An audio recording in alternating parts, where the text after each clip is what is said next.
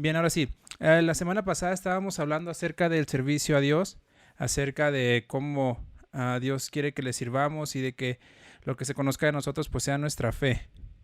Entonces, vamos a continuar. Estos siguientes versos hablan precisamente acerca del servicio a mis hermanos, a los miembros de la iglesia. Entonces, vamos a continuar en el estudio.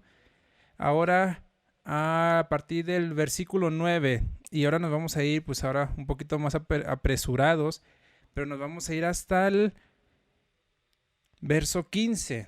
Tenemos 6 versículos que estudiar hoy, así que vamos a echarle ganas. Vamos a leerlo todo de corrido rápido. Dice Romanos capítulo 1 versículo 9: porque testigo me es Dios, a quien sirvo en mi espíritu en el evangelio de su Hijo, de que sin cesar hago mención de vosotros siempre en mis oraciones, rogando que de alguna manera tenga al fin, por la voluntad de Dios, un próspero viaje para ir a vosotros. Porque deseo veros para comunicaros algún don espiritual, a fin de que seáis confirmados, esto es, para ser mutuamente confortados por la fe que nos es común a vosotros y a mí. Pero no quiero, hermanos, que ignoréis que muchas veces me he propuesto ir a vosotros, pero hasta ahora he sido estorbado, para tener también entre vosotros algún fruto, como entre los demás gentiles. A griegos y a no griegos, a sabios y a no sabios, soy deudor. Así que en cuanto a mí, pronto estoy a anunciaros el evangelio, también a vosotros que está en Roma. Entonces vamos a iniciar con el versículo 9 y 10. Dice, porque testigo me es Dios, a quien sirvo en mi espíritu, porque testigo me es Dios. Esto tenemos que recordarlo siempre. Dios será nuestro principal testigo. Cuando nosotros lleguemos al cielo y rindamos cuentas a Cristo, porque todos lo haremos, los que no han creído en Jesús pues van a ser para al juicio entre el trono blanco, pero los que hemos sido salvos y los que hemos creído en Jesús seremos llevados al tribunal de Cristo, donde daremos cuenta de todo lo que hemos hecho. Esto no para salvación, sino para recibir recompensas o perder ciertas recompensas. Pero Dios es nuestro testigo. Donde quiera que estemos, Dios es nuestro testigo. Para muchos, Dios será su juez. Pero para nosotros será un testigo de lo bueno o malo que hemos hecho. Muchas veces nos enfocamos más en el reconocimiento a los hombres, en el reconocimiento de la gente que nos rodea para aparentar algo o para quedar bien delante de ellos. Pero en el fondo tenemos que recordar que nuestro principal motivo y que nuestro primer testigo es Dios, y que Él conoce las intenciones y los motivos de nuestro corazón. Él sabía el motivo de Pablo por el cual servía. Él conocía lo que había en el corazón de Pablo y por el cual él servía a Dios. Entonces por eso dice, testigo me es Dios. Donde nadie nos ve en lo secreto, donde imaginamos o creamos los planes que tenemos o que queremos hacer para servir a los demás, Dios está ahí presente y Él conoce las intenciones de nuestro corazón. Entonces debemos recordar esto siempre, Dios es nuestro testigo. Y luego dice, a quien sirvo en mi espíritu, en el evangelio de su Hijo, a quien sirvo en mi espíritu. Aquí me voy a detener poquito. Esta palabra, sirvo, no es la misma que usábamos en el principio. Cuando Pablo se presenta a Pablo, siervo de Jesucristo, recuerden que era la palabra doulos, que significa esclavo. Esclavo, por un esclavo, recuerden que no tenía derecho a nada. Era un esclavo. Pero aquí en esta palabra, quien sirvo en mi espíritu, utiliza el verbo que se traduce de latreu del griego. Y esto denota principalmente trabajar por un sueldo. Es decir, el servicio de alguien que sí recibía una remuneración, no como un esclavo. Porque Pablo en esta parte dice, a quien sirvo en mi espíritu, en el evangelio de su Hijo. Esta enseñanza está debatiendo totalmente el servicio que hacían los religiosos de su época, un servicio visible. Pues él dice, yo Pablo, sirvo en mi espíritu. Ahorita vamos a ver por qué utiliza este verbo de un trabajador que recibe un sueldo. Pero él dice, yo sirvo en mi espíritu, lo invisible, lo que no se ve. ¿Por qué? Dios es testigo. ¿Qué implica esto? que todo lo que hacemos para Dios es exclusivamente para Él. Sí, las bendiciones se van a ver reflejadas a quien servimos, ¿no? Pero el servicio directamente es para Dios. Y Pablo utiliza este verbo de sirvo en mi espíritu, del atreu, de alguien que recibe un sueldo, porque él sabe que su recompensa va a venir de Dios. No está hablando él de que Dios forzosamente lo va a tener que pagar, que forzosamente Dios está obligado a pagarle algo a Pablo, porque él ya en un principio se reconoció como un esclavo. Pero aquí utiliza este otro verbo, donde dice, yo sé que lo que yo hago en mi espíritu, en lo invisible, porque Dios es mi testigo, voy a recibir una recompensa de parte de Dios. En lo que les digo, a los que hemos creído en Jesús, iremos al tribunal de Cristo donde recibiremos esas recompensas. Aquí podríamos preguntarnos, ¿cuántas recompensas he acumulado yo? ¿Cuántas recompensas Dios tiene preparadas para mí? Y no es que hagamos, y no es que sirvamos por una ganancia, no es que lo hagamos por codicia o por vanidad, porque les digo que Pablo ya se reconocía en un principio como esclavo. Pero sí es bueno recordar que, aunque no lo hacemos por eso, que lo hacemos por amor, Dios aún así tiene recompensas preparadas para los que le sirven, de corazón. Porque muchas veces será algo no visible lo que hacemos. Ahorita vamos a ver. Tenemos que estar seguros y basados en el conocimiento de que lo que hacemos es para Jesús y es para proclamar el Evangelio de Jesús. Tenemos que estar siempre basados en el conocimiento del Evangelio. Ese va a ser nuestro parámetro para saber si lo que estamos haciendo es correcto o no. No es mi idea, no es lo que yo piense, no es lo que yo crea, no es mi opinión, no es se me ocurrió esto, sino la Biblia dice, la Biblia enseña. Y todo lo que yo quiera hacer tiene que estar apegado al Evangelio de Cristo. No solamente por ganancias. Porque muchas veces, y esto es un punto muy crucial, muchas veces uno, y yo he estado en esas situaciones donde se quieren hacer cosas para supuestamente el beneficio de la iglesia, pero detrás de eso hay una codicia. Detrás de eso está el buscar alguna ganancia deshonesta, detrás de un servicio aparentemente honesto. Por eso Dios es nuestro testigo en lo invisible, en nuestro espíritu. ¿Y por qué dice Pablo esto? ¿Por qué dice Dios es mi testigo de lo que yo sirvo en mi espíritu, en lo invisible? Porque entonces dice, de que sin cesar hago mención de vosotros siempre en mis oraciones. En la oración, en lo secreto, donde nadie te ve, es donde realmente Dios va a probar nuestro corazón. Es donde yo pienso que va a venir más recompensas de lo invisible que de lo visible.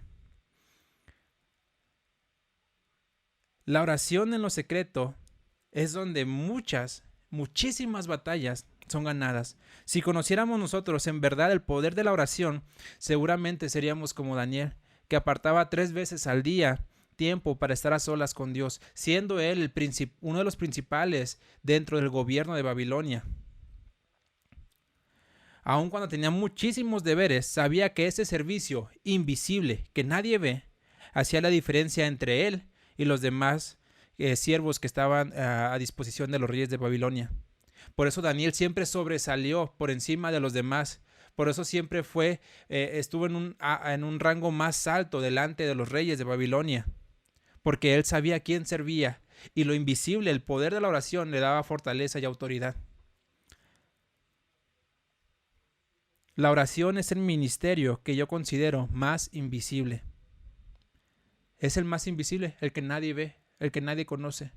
Porque es ahí en lo secreto, donde solo Dios sabe lo que está pasando. Pero yo creo que es el más poderoso. Porque la oración es para cambiar nuestros corazones a la voluntad de Dios. Y al orar por los demás es para que sus corazones sean moldeados a la voluntad de Dios. Y si todos fuéramos moldeados a la voluntad de Dios, la iglesia realmente sería diferente. En esto demostramos el amor a Dios cuando oramos por nuestros hermanos. Cuando oramos por nuestros hermanos. Por quienes no nos ven. Y como decía antes, Pablo amaba tanto la obra de Cristo que oraba por gente que no conocía.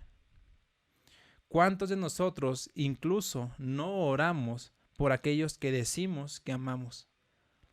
Por nuestros familiares, por nuestros conocidos, por nuestros hermanos de la iglesia. Eso es un ministerio invisible. Eso es servir en el Espíritu, en lo invisible.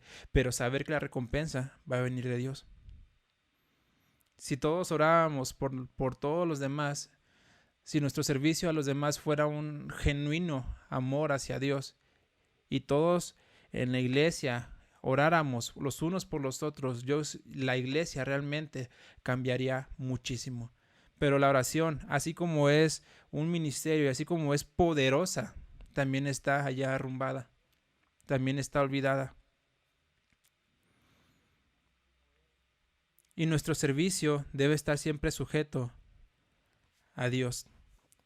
Entonces Pablo dice, de que sin cesar hago mención de vosotros siempre en mis oraciones, rogando que de alguna manera tenga al fin, por la voluntad de Dios, un próspero viaje hacia vosotros. Recordemos siempre que nuestras oraciones son poderosas en Dios y se mueven por fe, pero éstas están sujetas a la voluntad de Dios. No por eso voy a dejar de orar sin fe, porque sin fe es imposible agradar de Dios. Porque muchos excusan en decir, ok, es la voluntad de Dios, entonces ya me exhibe a mí de mi responsabilidad. Yo ya no tengo que creer en lo que oro, porque Dios, al fin y al cabo, Él va a decidir sí o sí no. Pero aún cuando yo reconozco la voluntad de Dios sobre todas las cosas, yo tengo que creer que Dios va a obrar. Yo necesito tener la fe para creer que Dios va a obrar, porque Él así lo enseña en su palabra. Si no, Dios diría, pidan y a ver si yo quiero hacerlo. Pidan, a ver si sí. Él dice, pidan con fe. Sin fe es imposible agradar a Dios, porque es necesario que los que se acercan a Él crean que le hay y que Él es galardonador de los que le buscan. Toda nuestra vida está sujeta a la voluntad de Dios si es que hemos creído en Él verdaderamente. Y todo lo que vaya a hacer, todo lo que yo quiera hacer, sean proyectos, sean sueños, metas, trabajos, estudios, lo que sea, va a estar sujeto a la voluntad de Dios. Pero nuestra fe también es parte de la voluntad de Dios. Nuestra fe también es parte de la voluntad de Dios. Así que debemos empatar tanto mi fe como la voluntad de Dios. Es decir, necesitamos creer que Dios puede hacer las cosas y entender al mismo tiempo que Él obrará en su voluntad. Por ejemplo, yo creo que Dios puede sanar a alguien y oro con fe creyendo que Él lo va a sanar. Pero empatar esa fe entendiendo que la voluntad de Dios lo puede sanar en ese momento o no lo puede sanar o no quiere sanarlo. Pero yo tengo que orar con fe creyendo que Él lo va a hacer. Por eso necesito empatar mi fe. Por ejemplo, Moisés, al estar frente al Mar Rojo, él y el pueblo no podían avanzar más. Estaba el Mar Rojo enfrente y Egipto estaba atrás de él. Aquí, en este problema, en esta situación, Moisés, puesto delante de Dios, delante del pueblo, y Moisés viene y le dice a Dios, mira lo que está pasando. Necesitamos cruzar el Mar Rojo, necesitamos una salida, un puente, no sé lo que quieras hacer, necesitamos algo. Ahora, la voluntad de Dios era que Israel fuera libertado. Dios le había dado la orden a Moisés de saca a mi pueblo y no para morir. Dios nunca le dijo a Moisés, saca al pueblo para que mueran. La voluntad de Dios era que ellos salieran para adorar a Dios. Y Moisés, en el transcurso, ya conocía la voluntad de Dios. Tenía la fe para creer que Dios haría algo. Él estaba enfrente del Mar Rojo, el ejército egipcio atrás. Dios los había sacado. La voluntad de Dios era que el pueblo fuera libertado, no que murieran. Entonces Moisés oró con fe. Y Dios le dice a Moisés, abre el mar. Porque era la voluntad de Dios. Es ahí donde empatamos lo que dice la palabra de Dios, lo que dice el Evangelio con mi fe. Yo no voy a orar algo con fe que no esté en la Biblia. Yo no puedo orar por algo que no esté basado en la palabra de Dios. Eso es empatar la fe con la palabra y con la voluntad de Dios. Yo tengo que orar con fe, pero siempre esa fe va a estar ligada a la palabra de Dios para que sea la voluntad de Dios. Por eso dice Jesús, todo lo que pidieres al Padre en mi nombre, en mi autoridad, por lo que yo he dicho, basado en lo que yo les he enseñado, Él hará. Todo lo que pidieres será hecho, porque era la voluntad de Dios. ¿Por qué les digo esto? Porque Pablo dice, ruego que de alguna manera tenga el fin por la voluntad de Dios, si Él lo quiere. Yo estoy creyendo con fe, dice Pablo, pero es la voluntad de Dios si voy o no voy con ustedes. Dice en el verso 11, porque deseo veros para comunicaros algún don espiritual. El propósito de Pablo era predicar el evangelio. Y aquí dice, para comunicaros un don espiritual. Aquí tenemos dos partes muy cruciales en el ministerio de Pablo. Esta ayuda de parte de Pablo era dada, es una dádiva divina. Comunicarles un don espiritual, le estaba diciendo Pablo, les quiero enseñar la palabra de Dios, comunicaros un don espiritual. También recordemos que Pablo, por imposición de manos, a Timoteo le impartió dones.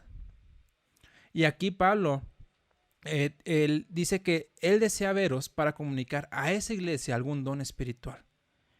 Este don espiritual viene del griego charisma, que significa una dádiva divina. También liberación de algún peligro, liberación de algún conocimiento erróneo. Y una concesión espiritual o una facultad milagrosa. Pablo les estaba dando una concesión a esa iglesia de las aptitudes cristianas o del evangelio de Dios, porque el propósito que el apóstol buscaba era que ellos fueran confirmados en la fe. Dice, deseo veros para comunicaros algún don espiritual a fin de que seáis confirmados. Confirmados. ¿Qué pasa si son confirmados? Pablo buscaba ayudar a la iglesia para que ésta fuera confirmada. Otra versión dice, quiero comunicaros un don espiritual a fin de que permanezcan firmes en la fe. Firmes en la fe. Recordemos que si la iglesia permanece firme en la fe, fe es esta también confianza que Dios tiene sobre sus hijos, sobre los que han creído en Él, sobre los que le obedecen. Es esta confianza de Dios. Entonces, si la iglesia permanece firme en la fe, tendrá la confianza de parte de Dios para hacer su obra en ese lugar. Por eso vemos que la iglesia de Jerusalén, en un principio, al estar firme en la fe y ser fieles a Dios, ser fieles a Jesús, el Señor mismo era quien añadía a los que habían de ser salvos. Porque Dios confiaba en que los que estaban haciendo la obra en ese lugar eran fieles y firmes en la fe y dignos de confianza para encargarles más responsabilidad y más gente venir a ellos. Es ahí donde a veces hay cierta discrepancia con aquellos que hacen muchas campañas evangelísticas y las iglesias están vacías o las iglesias no rinden frutos, o la iglesia no madura, o la iglesia sigue llena de niños espirituales. ¿Cómo Dios va a confiarle a una iglesia o un rebaño, a pastores o a gente o a líderes que no se preocupan por estar firmes en la fe? De nada serviría hacer movimientos evangelísticos si donde yo estoy no estoy firme en la fe. Si en la iglesia donde estoy no estoy firme en la fe. Por eso, al principio, la iglesia de Jerusalén, estando reunidas, no hacían campañas, ni reuniones, ni cosas evangelísticas, ni salían a predicar. Después salieron. Pero en un principio, estando reunidos, ahí Dios envió a quienes habían de ser salvos. Ya después Dios vio que se estaban reuniendo ahí y que nomás no salían, entonces dijo, ok, ya es tiempo de que salgan. Pero era porque primero estaban firmes en la fe. Por eso dice, comunicaros algún don espiritual a fin de que seáis confirmados. Esto es para ser mutuamente confortados.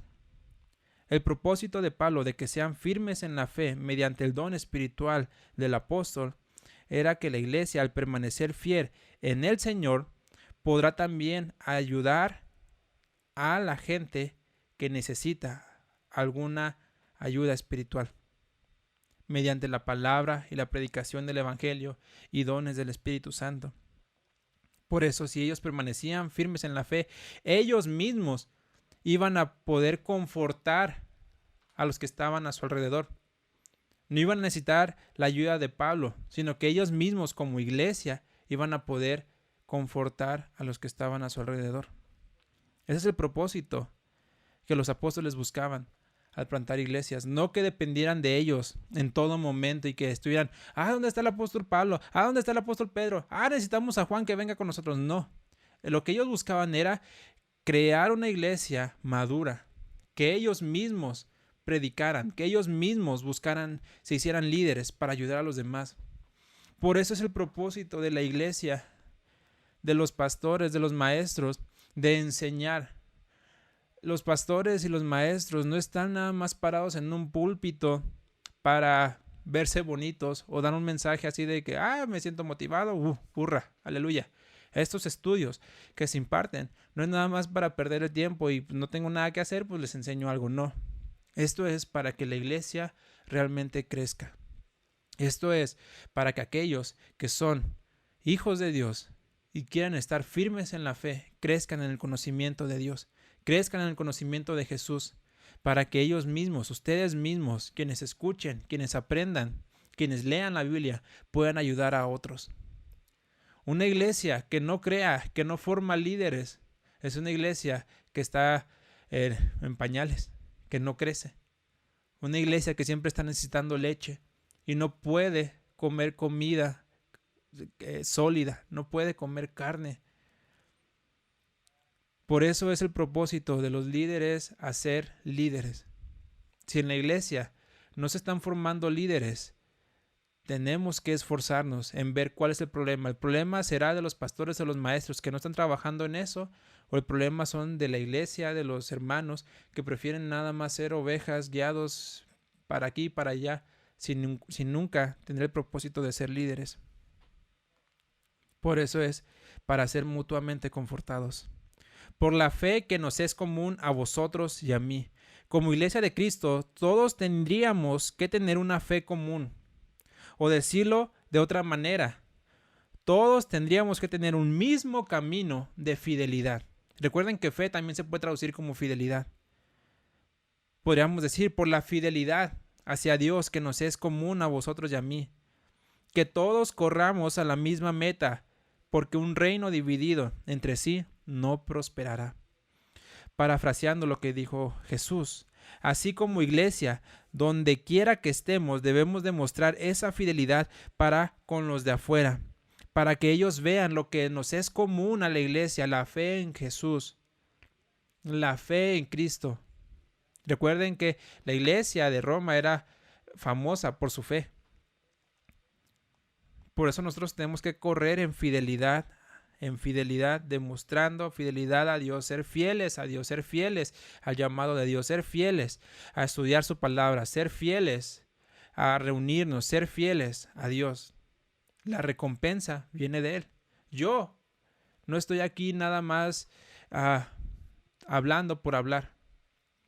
Si lo hiciera por la gente que nos ve, ya estaría decepcionado a lo mejor.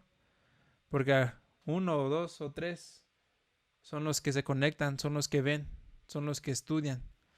Pero la recompensa viene de Dios. Entonces eso fortalece a los maestros y a los pastores que muchas veces se sienten solos de parte de la iglesia. Saber que la recompensa viene de Dios y que servimos en el Espíritu, en lo invisible, y Dios es nuestro testigo. Así que si quieren alcanzar madurez o no, todo es decisión de cada uno. Si quieren permanecer firmes en la fe, es decisión de cada uno. Los pastores y maestros tienen la responsabilidad de enseñar, pero si la iglesia no está dispuesta a recibir la enseñanza, pierden recompensas. Y aunque hayan creído, aunque sean salvos, van a llegar al cielo y van a decir, ¿qué me toca a mí? Y Dios dice, pues, ¿qué hiciste? ¿En qué serviste? Yo estuve allí en todo momento y no te vi hacer nada, ni esforzarte. Entonces, ¿qué te toca? Pues, a lo mejor este granito nada más. Bueno, continuamos. Verso 13. Pero no quiero, hermanos, que ignoréis que muchas veces me he propuesto ir a vosotros, pero hasta ahora he sido estorbado. En el corazón del apóstol Pablo estaba el ir a la iglesia en Roma, y era un anhelo de su corazón ir y predicarles el mensaje de Dios, y como ya vimos, confirmarles algún don. Pero dice que había sido estorbado. La pregunta es, ¿quién le estorbaba? ¿Quién estorbaba al apóstol para que no hiciera eso? Lo primero que podía pensar uno es, por supuesto, el diablo. El diablo lo estorbaba, porque él está en contra de que se predique el evangelio. Y claro, es una respuesta válida, ¿no? Pensar que el diablo está ahí estorbando y estorbando y estorbando y estorbando y estorbando para que no se predique el evangelio. Pero podríamos pensar un poco más profundo. ¿El diablo hace todo lo que quiere? ¿El diablo puede y hace todo lo que él quiere? ¿O hace solo lo que Dios le permite hacer? El diablo solo hace lo que Dios le permite hacer. Tenemos muy claro el ejemplo de Job, a quien el diablo fue delante de Dios y le dice, oye, en la tierra no hay nadie fiel. He venido de rodear la tierra, y Dios le dice, ahí está mi siervo Job. Y Dios le dice, y el diablo le dice, pues sí, lo tienes bien protegido, bien cuidadito. Y Dios le dice, ok, puedes tocarlo y puedes tocar esto, pero hasta aquí. Puedes quitarle esto hasta aquí. Puedes hacer esto hasta aquí. El diablo lo atacó con todo lo que él tenía, pero solo hasta donde Dios le permitió. ¿Por qué pregunto esto de lo que el diablo hace? Si el diablo hace lo que él quiere o solo lo que Dios permite. Porque es necesario aprender que en todo, Dios tiene el control. Aún en las cosas que parecen buenas y que realmente son buenas, como predicar el evangelio, Dios tiene el control de eso. Y tenemos que reconocer su soberanía en todo, aun cuando nuestros pensamientos no están de acuerdo con los de Él. Era bueno que el apóstol Pablo fuera y predicara y les enseñara y confirmara la iglesia, pero estaba siendo estorbado. Es ahí donde decía que nuestra fe tiene que estar empatada con la voluntad de Dios. Era bueno lo que el apóstol quería hacer, pero la voluntad de Dios no lo quería en ese momento. Ya después fue, pero no en ese momento. Tenemos que aprender que Dios tiene control de todo, de todo lo que hacemos en nuestra vida y de todo lo que nos rodea. Él tiene el control. Es parte de esta mansedumbre el reconocer que Dios tiene el control de todo y girar mi vida y conducir en mi vida todo de acuerdo a saber que Él tiene el control. Luego dice el apóstol Pablo, hasta ahora he sido estorbado para tener también entre vosotros algún fruto, como entre los demás gentiles. Aquí me voy a detener un poquito. Para tener entre vosotros algún fruto. Si pensáramos como muchos predicadores lo llamaré así, la prosperidad antibíblica, porque hay prosperidad bíblica que enseña la Biblia con ciertos parámetros, con ciertas normas, con ciertas cosas que Dios dice, ok, vas a ser bendecido, pero dice, buscad el reino de Dios y su justicia y todo lo demás vendrá por añadidura. Muchas veces buscamos primero la añadidura y luego a ver si tenemos tiempo para buscar la justicia. Dios quiere que prospere nuestra vida como prospera nuestra alma y nuestro espíritu. Por eso les digo que hay predicadores de la prosperidad antibíblica. Y pensaríamos como ellos, a lo mejor usaríamos este texto para pedir dinero de quienes reciben la palabra de Dios y hacer negocio del mensaje del evangelio. Yo he sido testigo de muchas veces donde se transgiversa y decir, ten fe en Dios, ¿tienes fe en Dios? Sí, ok, trae aquí todo tu dinero, trae todo tu dinero y ten fe en Dios. Son, ¿cómo decirlo? Son buenos para manipular la palabra de Dios. Y la gente, por eso les digo que es importante estudiar, porque la gente en su ignorancia muchas veces va y da todo lo que tiene, creyendo que porque lo da, va a ser bendecido. Y muchas veces no ve el resultado rápido y se enojan con Dios. Dios, te di todo lo que tenía y me regresé caminando a mi casa. Y vienen enojados con Dios en lugar de ser bendecidos por haber dado aquello por amor. Por eso es importante tener un conocimiento bíblico de las Escrituras y reconocer que sí va a haber momentos en los que Dios te va a pedir todo. Va a haber momentos, pero así como va a haber momentos donde Dios te va a pedir todo, es para probar tu fe, como lo hizo con Abraham. Le pidió a su hijo y Abraham fue y se lo entregó. Pero Dios detuvo aquello y se proveyó él otro sacrificio.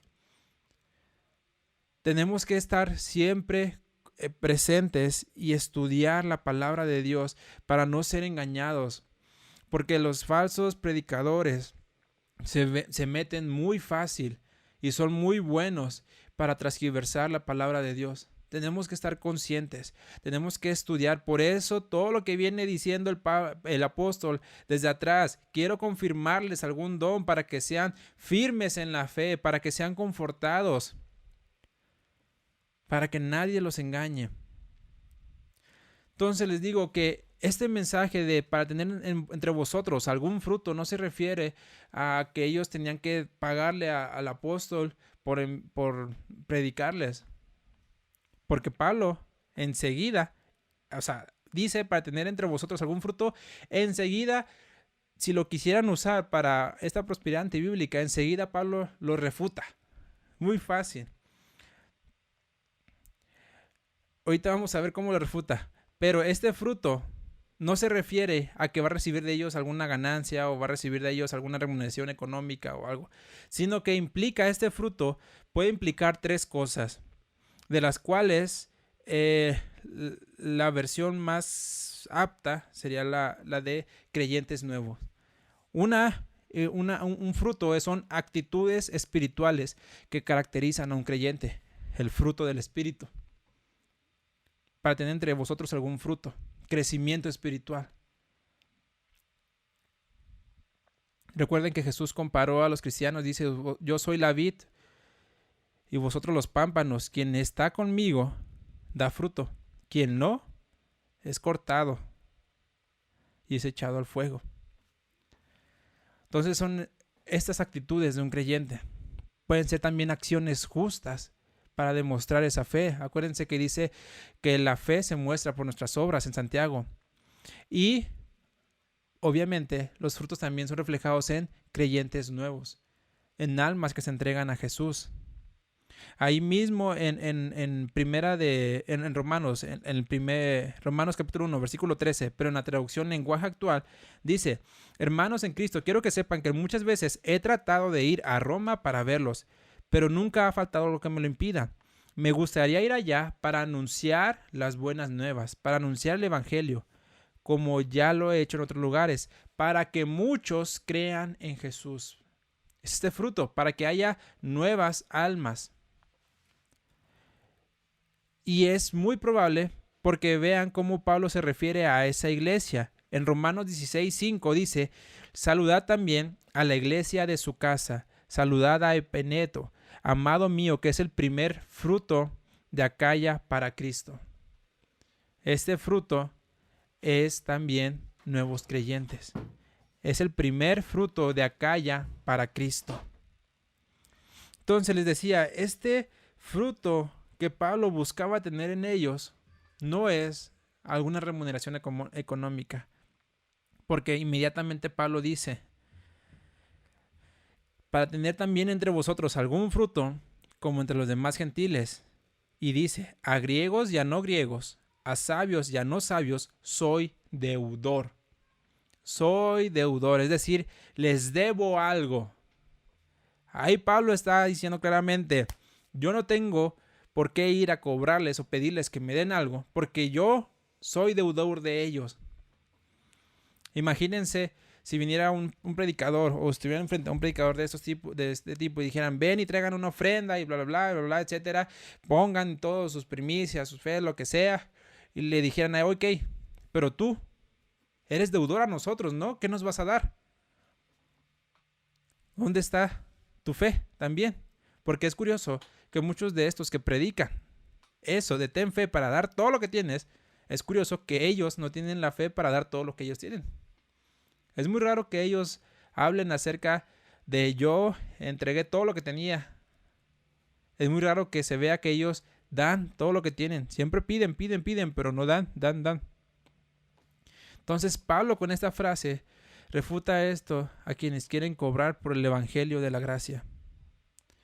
Pues Pablo mismo, siendo apóstol de Dios, directamente escogido por Jesús, nos dice que para él el predicar y el enseñar y el comunicar algún don espiritual es una deuda que tiene.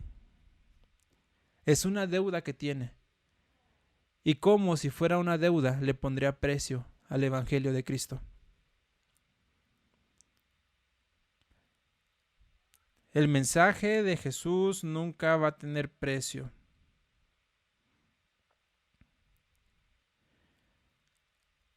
Entonces, ¿somos deudores como Pablo o no? Pablo era deudor. Obviamente, aquí hay que tener mucho cuidado, no me quiero ir a extremos. Siempre hay que tener todo muy, muy centrado. Pablo, en su ministerio, recibió muchas ayudas económicas, recibió muchas bendiciones. Incluso algunas iglesias los reprendió porque al inicio lo apoyaban y después dejaron de apoyarlo. Y no porque él quería sacar dinero de ellos, sino decía para que ustedes mismos experimenten la bondad de Dios y para que ustedes tengan un fruto. El evangelio de Cristo se tiene que entregar de forma gratuita. Yo no le puedo poner precio. Obviamente, si alguien me invita, por ejemplo, o alguien me invitan a predicar a un lugar muy lejos, pues necesita ayuda para asistir o ir a ese lugar. Y es cuando, hermano, pues quieres que vaya, pues ayúdame no a llegar allá. Es diferente a cuando a alguien lo invitan. No, ¿cómo decirlo? No es de ponerle un precio, porque yo he visto situaciones donde yo cobro tanto por enseñar. Es muy diferente a, ok, voy, nada más denme una ofrenda. Es muy diferente el cobrar al recibir una ofrenda, porque somos deudores. Pablo recibía ofrendas y Dios mantuvo su ministerio. Yo conozco un grupo de música que me enseñó mucho esa parte de ellos, porque cuando fueron a un evento, yo estaba pues prácticamente ahí cerca, ¿no? Del que los atendía y quien iba a estar a cargo de traer. Y obviamente cuando viene un grupo, cuando hay un grupo musical, se necesitan instrumentos, se necesitan aparatos, equipos, etc. Total, este grupo de música me inspiró, no sé, me sorprendió que ellos dijeran, ok, mira, nosotros queremos o necesitamos tal instrumento, tal equipo, bla, bla, bla, bla, ok. Pero, dijeron, si no tienes este equipo, si no tienes este instrumento, dinos para nosotros llevarlo. Dinos para nosotros hacernos cargo. Ellos les estaban diciendo, necesitamos esto y esto y esto, pero si no puedes, que eso no sea estorbo para llevar la obra. Que eso no sea estorbo para predicar. Que eso no sea estorbo.